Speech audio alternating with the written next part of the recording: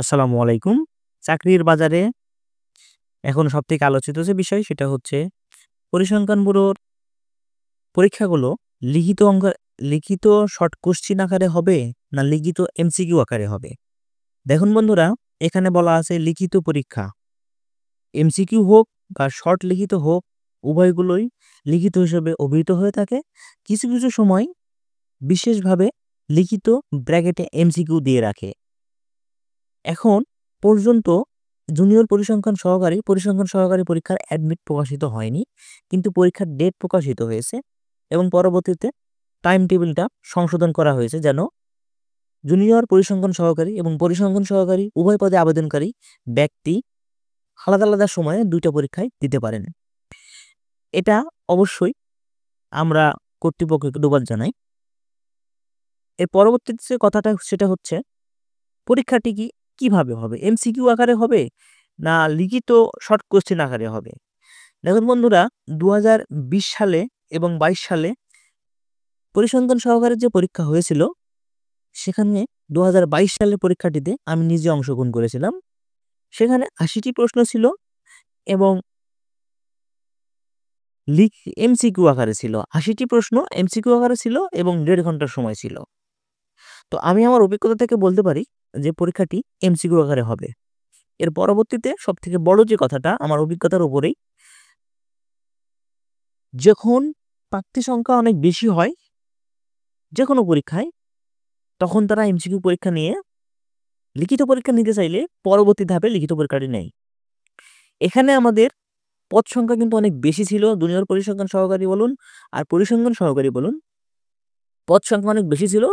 তাই আমরা সহজে ধরে নিব যে এখানে অনেক প্রার্থী আছে। যেহেতু অ্যাডমিট কার্ড এখনো প্রকাশ হয়নি, সিট প্ল্যান প্রকাশ হয়নি, আমরা বাংলাদেশের চাকরির বাজারে ধরে নিতে পারি প্রত্যেকটা পদের পোস্টের জন্য পদের প্রত্যেকটা পদের বিপরীতে নয়, প্রত্যেকটা পদে ২ থেকে ২.৫ লাখ প্রার্থী আছে। তো এখন আপনারা নিজেই ভেবে নিন যে ২ থেকে ২.৫ লাখ পরীক্ষার্থীর রিটেন খাতা দেখাটা এবং সেটা গুণগত মান অক্ষুণ্ণ রেখে কতটা চ্যালেঞ্জিং হতে পারে। যেহেতু পরীক্ষাটি কর্তৃপক্ষ রোজার না ঈদুল আজহার আগের দিনগুলোতে দিয়েছে, এর মানে কর্তৃপক্ষ চায় তাড়াতাড়ি নিয়োগ প্রক্রিয়া সম্পন্ন করতে, লিখিত খাতা এবং স্বচ্ছভাবে করতে। লিখিত পরীক্ষাটি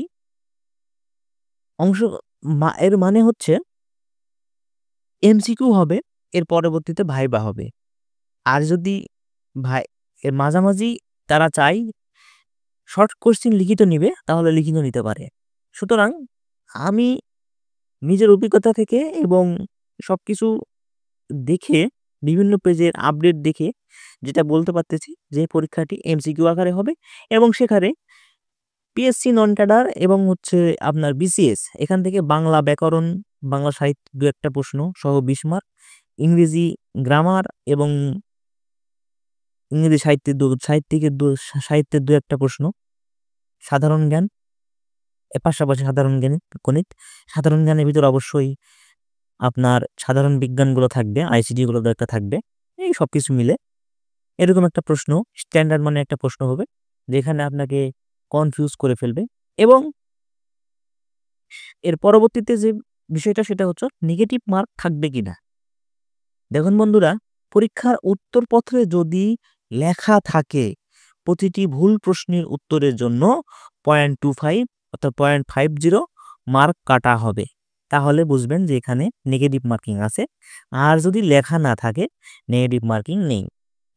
তো সবাই প্রিপারেশন নেওয়া শুরু করুন। সবার জন্য শুভকামনা রইল। ধন্যবাদ। সালামু আলাইকুম।